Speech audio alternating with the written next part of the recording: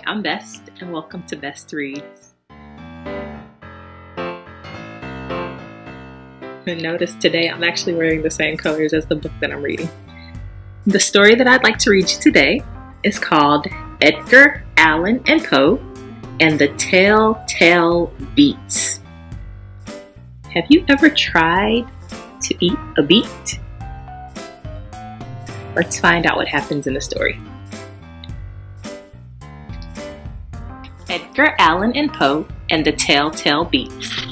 The story is written by Natalie Rompella and it's illustrated by Francois Ruyer. It all began with the Beets.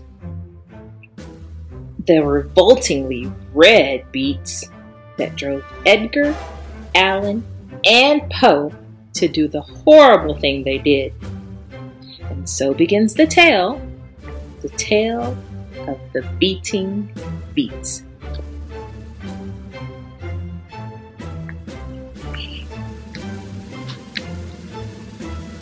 The three boys lived in a rickety old house. It often reeked from the odd meals their mother served. You can have dessert only if you finish your dinner, their mother said. Oh, the moans, the groans that came from Edgar, Allan, and Poe. Oh. Edgar did not like the squishy squash their mother served. Allan despised the liquidy liver that still looked alive. Bouncy balls of Brussels sprouts made Poe want to barf. But they especially hated beets. Beets were so red, so slimy, and so hard to hide. Edgar, Allan, and Poe often got no dessert.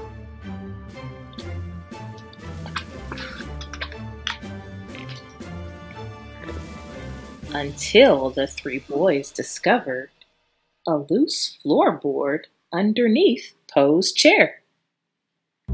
Wednesday night at dinner, the family sat down for meatloaf and a big helping of beets. I have a plan, Edgar whispered to his brothers. I will get Mother and Father's attention. Allan, you will grab our disgusting dinner. And Poe, you will put it under the floorboard. The two boys nodded.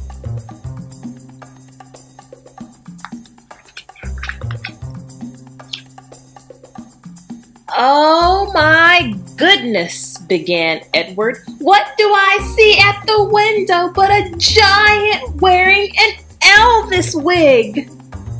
Allan stabbed all three helpings of beets onto his fork.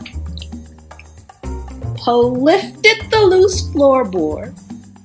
The beets slipped into the hole with a splash. Psh. Poe quietly replaced the floorboard. What great appetites you have, exclaimed their mother. As a reward for finishing your meals, you each get a big bowl of banana pudding.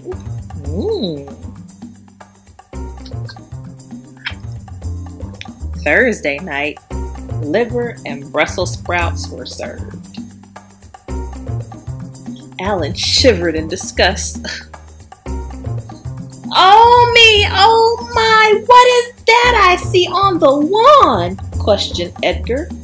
Could it possibly be an alien in a clown suit?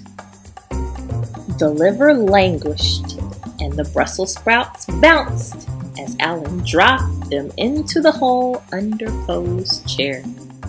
My boys, you ate it all. You each get a thick slab of chocolate cake, their mother said, clapping her hands in delight.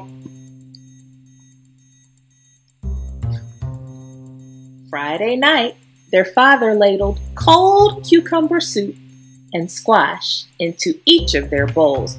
By golly, a dragon is eating your prize-winning rosebush, Father, Edgar said as he pointed at the window. The soup spattered and the squash squished into the hole. Allan had to use his toes to hide all the strings the squash left around the edge of the floorboard.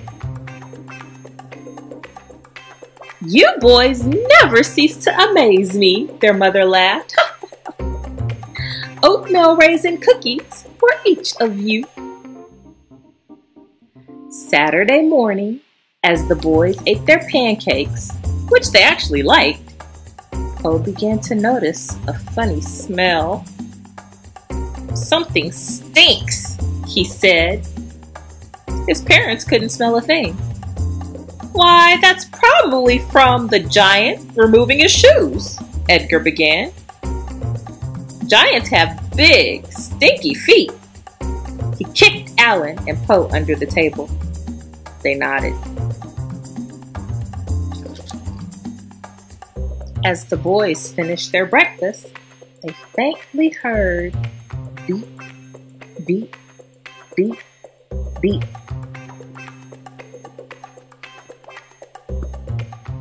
By lunch, the smell was overwhelming. Phew! Exclaimed Allan. Their mother raised her nose in the air. I don't smell anything.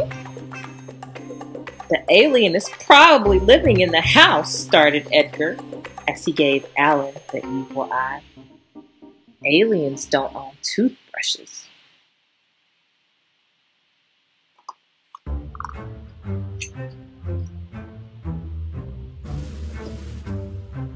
The boys thought they heard a quiet beep, beep, liver, liver, but they weren't sure. At dinner, the three boys had to wear clothespins on their noses to keep from smelling the awful stench. Whatever are you three doing? Their mother asked. Covering our noses from the awful smell, cried Poe as he ran out of the room for fresh air. Their mother looked at their father confused. The dragon is probably burping up stinky roses, Edgar explained. None of the boys finished their pizza, which was their favorite. As they left the table, they softly heard beep, beep, liver, liver, Brussels, Brussels. But they ignored it. Sunday morning, the family sat down for breakfast. The boys' faces green from the smell. The boys' mother slopped oatmeal into their bowls. They hated oatmeal. Edgar looked at Allan. Allan looked at Poe. Poe looked at Edgar. Edgar poked Allan to remove the floorboard. Stop! I can't take it anymore, shouted Poe. The beating of the Beets. We buried them under the floorboard with all the other awful dishes we've been served. Poe bent down to show their parents what he was talking about and beat, liver, liver, Brussels, Brussels, soup, soup, squash, squash. Suddenly wood splintered as the mixture spewed out like a geyser. No longer were there beets, cucumber soup, and liver. Now there was a large blob that smelled like a moose with Brussels sprout breath. It spun through the air. The whole family watched until down it came, landing splat on Edgar, who just before it hit, opened his mouth with a shriek The mixture covered his hair in a stringy, chunky, drippy mess that jiggled when he shook his head. A large, bubbly blob clung to his right earlobe like an enormous earring. Edgar spit out what had landed in his mouth, let out a cheese-curdling scream, "Ah!" and ran to his room.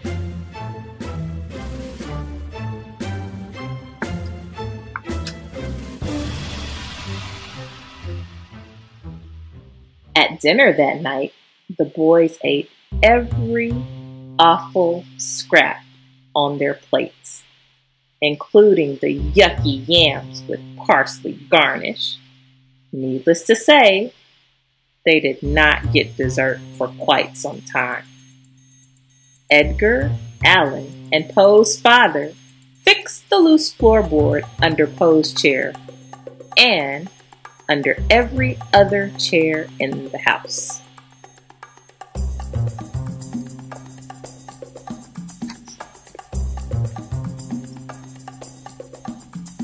Except, however, one floorboard, a floorboard someone's peas were hidden under.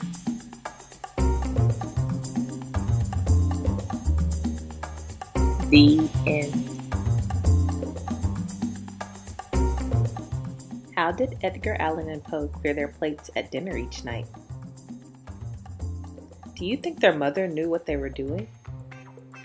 Why did Poe tell his parents the truth about the food they had been hiding? What are some foods that you dislike? Thanks for joining me for another episode of Best Reads. See you all next time.